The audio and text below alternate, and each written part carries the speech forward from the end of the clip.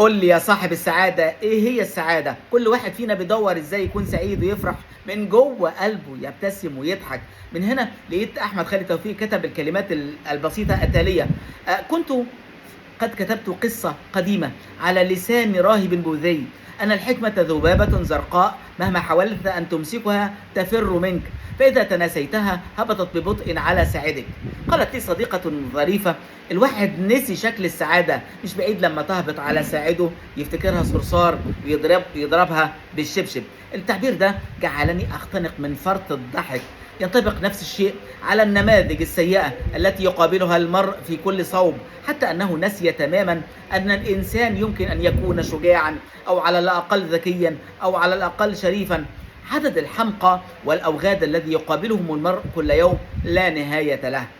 يبدأ بأول وجه يراه في مرآة الحمام صباحا، وينتهي بآخر وجه يراه في مرآة الحمام ليلا.